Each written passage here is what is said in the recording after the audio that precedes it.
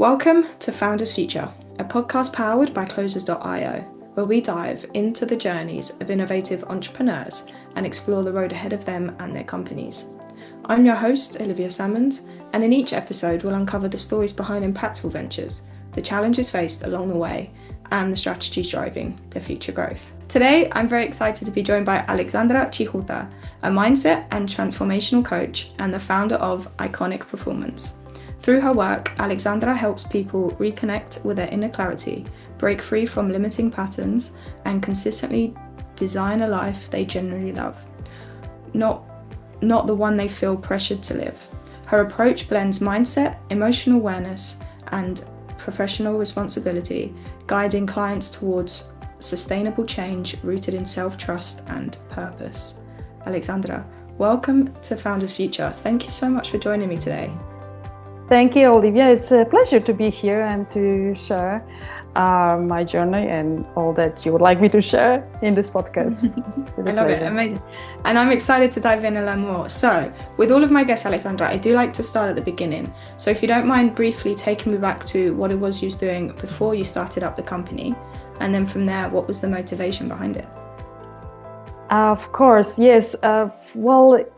To be honest, in one way or another, I've always been doing psychology of the mindset development of the thinking patterns. So my background is exactly that. It's a psychology with specialization in organizational psychology. So before the company has started, I worked in the HR departments, in training and development departments, creating training programs for personal development.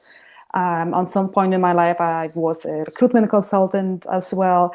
Then I discovered life coaching, so I became a life coach and helping people at that time mainly with career growth, career development, though it never was about career so much. It was always about underlying challenges and problems people had or have in their life that affect their career choices. And so that was that. And from that, actually, if I was to send you my CV, it's like usually people react, "Oh, you have done so many different things in your life," and it's kind of true because I was touching different areas, but everything was in this zone of personal growth, personal development, whether it be career development or work skills development. So as I was doing coaching and throughout my life, there's another area that I was always fascinated with, and that was musical entertainment. I did some professional dancing in my life when I was in early 20s, long time ago. So this somehow I've always attracted artists, and I wanted to work with them and I wanted to help them. So I went with my coaching to them, career coaching, help them to grow as artists, to build their brands. Some of them asked me to manage them. So a couple of musicians that started with one, but then I had another one. So I became career coach / artist manager, and that was my journey for a couple of years, a fascinating journey. However, at that point, actually, I set up a business, Iconic Performance, because I needed a business, official business like behind this. I've started doing the coaching professionally, and then there came this management. So there's like two professions in one. So I needed a company. So Iconic Performance.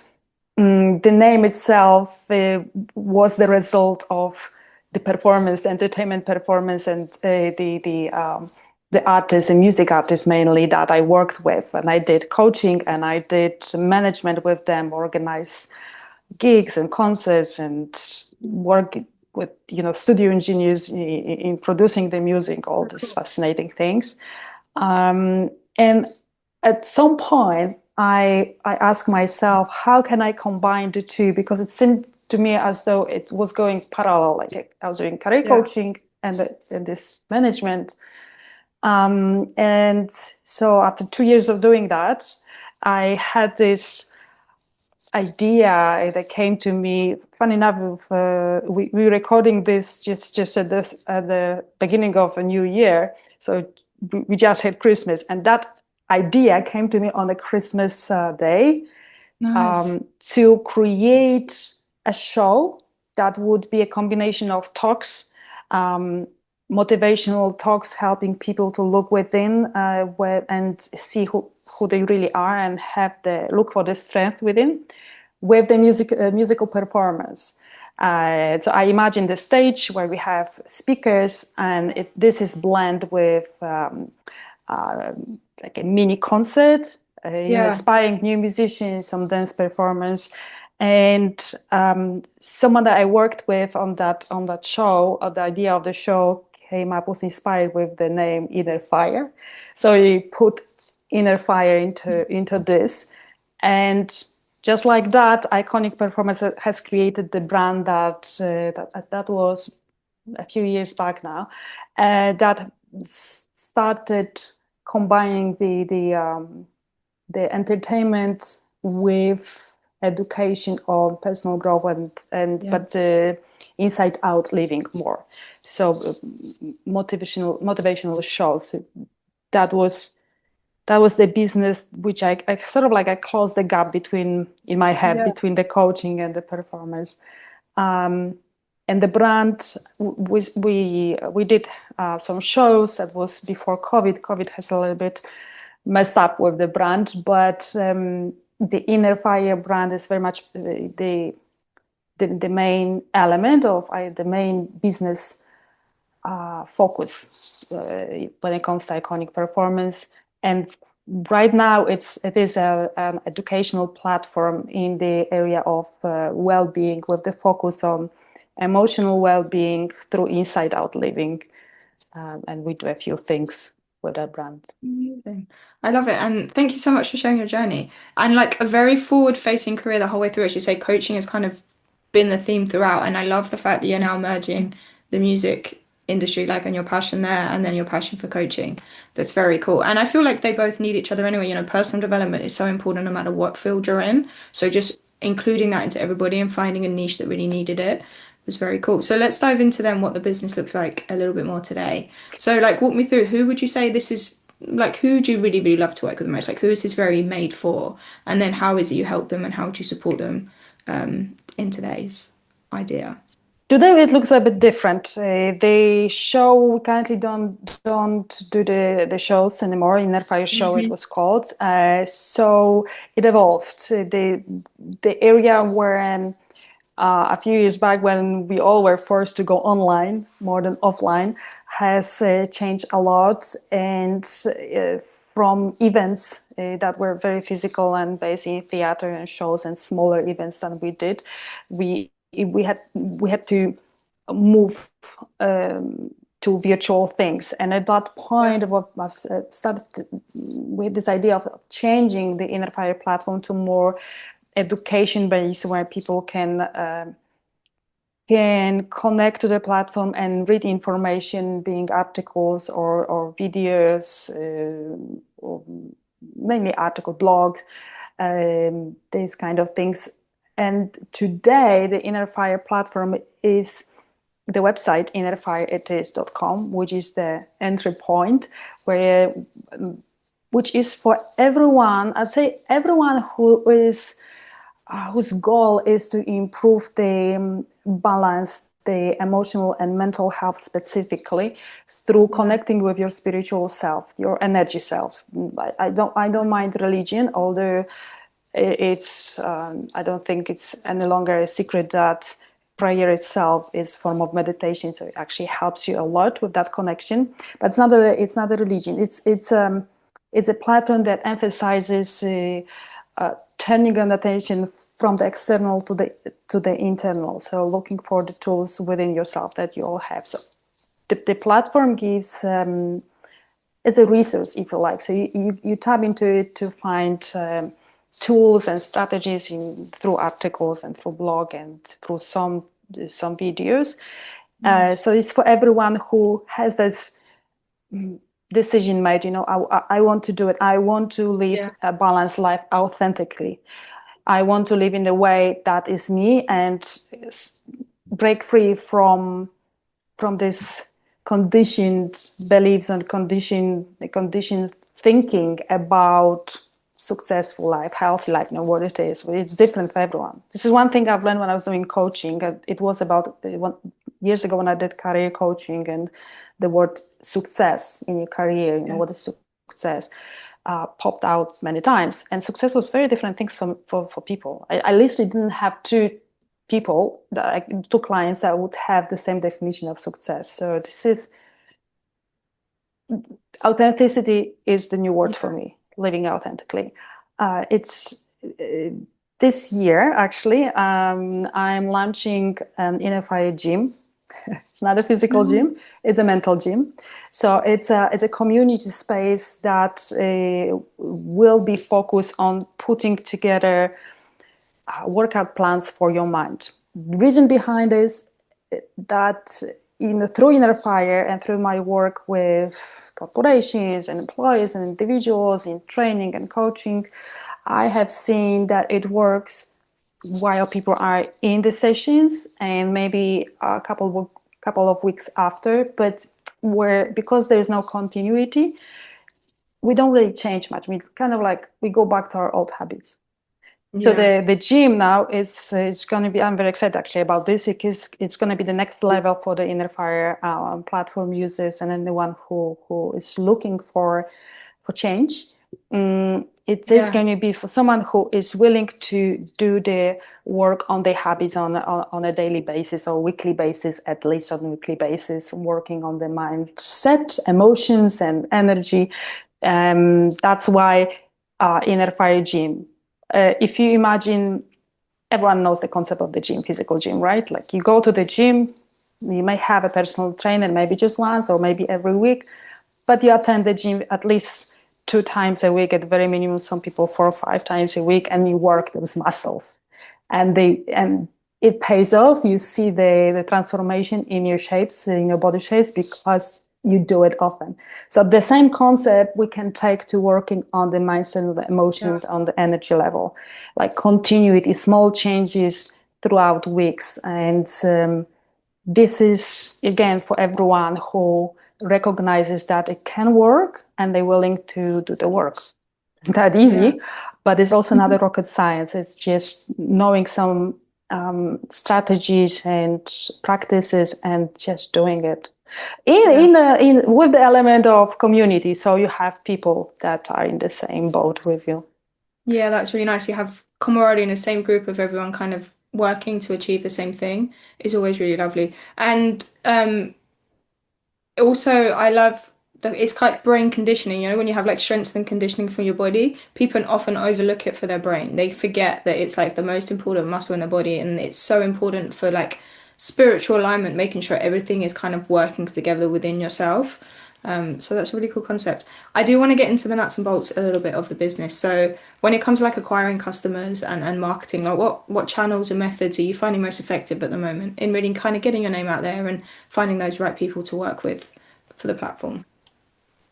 These are the channels that I probably neglected most, actually. And I recently, especially, I've noticed that social media seem to be finding me more than I look for people, particularly TikTok specifically. Well, this is not a marketing for TikTok, because I also know that there's no one platform that is specifically right for everyone.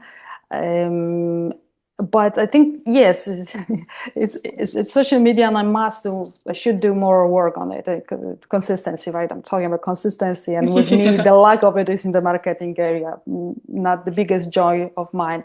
But yes, I've noticed that social media definitely then word of mouth as well. Like people can recommend you, and obviously when they see the results and like my styles. Another thing with coaching specifically is the style. Yes. And there is quite a lot of me in Inner Fire, whatever is there, especially with the videos and the live sessions. So the word of mouth. Website as well, through blogs particularly. However, again, needs to be more SEO done. And I think when it comes to marketing this, I do start using more AI tools when it comes to marketing, but Right. that's more specifically for marketing for the content, like content Yeah. marketing, like not forming the entire message, but having a very specific questions when I know that the knowledge in the internet is huge, and I Mm. don't particularly have time to go and search through something. Then I use AI to give me the essence of what I can find in the internet, and that opens up my mind a little bit to new ways I can put the message, or new challenges that people look for, search internet for in the area of emotional health or mental health. And um, it it seems to be working pretty well in terms of that content marketing that can, Yeah. do the right words, the keywords, or the problems, and I can then use to when I write a post or an article, and Mhm. that generates more attention, perhaps. So Yeah, those two. AI I use the same way. It's so good for like as you say, just helping with that message structure, getting like all little like admin jobs done as well. It's so good on that side of things. But when it comes to content, are you like pushing paid ads across social media as well, or is it just like organic outreach and just being authentic with what you put on online, I guess is that your I approach? right now it's more organic. There was a time in my life when I did AdWords, Google AdWords. I know they can work, but I think you really need to be on top of it and Yeah. really know what you're doing. So I would say, I personally actually know coaches who generate a lot of clients and a big income in AdWords, but they know exactly that they're experts in this, and they invest a lot as well. So Yeah. I don't do that so much anymore. Occasionally, I would do. I have done occasionally on Instagram some posts on Instagram, but that would be about it. Not a regular thing. It's organic mainly, it's through posts and engagements. A Nice. conversation like this one today as well. Yeah. Nice, no, amazing. And paid ads are great as well. I don't think there's any wrong avenue to take. Paid ads just help with a lot of consistency when it comes to lead flow. And as you say, like when you kind of get that going, it works very well. But I do want to touch on your plans for the future, Alexandra. So like for the next 6 to 12 months or the next year coming, like as you think about scaling the business, what is your vision moving forward? Like what do you think of, what do you want that to look like in a year's time? Uh, Okay, so I've already mentioned that we're starting this Yeah. online gym, Inner Fire Gym, and in terms of the plans, I want to take it to two different levels. So far, actually, the Inner Fire and the work with it was focused on individual, B2C kind of Yeah. type of business, when we had, whether it was events, show, or videos, or in the form of subscriptions or digital content, we would promote and sell it to individuals, and not so much to corporations. And the reason behind this was that I never really liked the way the corporations works, because it's always focused at the end on the business and not so Yeah. much on the people needs. But through my coaching, I have last year, particularly, I did quite a lot of training programs for teams, and I see so many gaps in there. So, and especially, the lack of, it's just the well-being. It's some countries more, some other less, but it's this need for emotional and mental well-being at workplace. Companies trying to do something, but they are not doing it well Enough. enough. So for this year, with the Inner Fire Gym, I actually want to tap into the workplace as well and introduce the membership plan for the employees, for the companies. The companies can buy and give to their employees. Therefore, people use those kind of benefits in various forms in companies. They don't have to pay for it. It's an extra. So it's easier for them to tap into it. And this would be my way of also getting to larger scale Yeah. of people and whole teams. Um, so I'm going to circle back. Because when I first finished university, my plan was to go into the corporation and work in training, Then I dropped it because I didn't And now really we're going like back. it.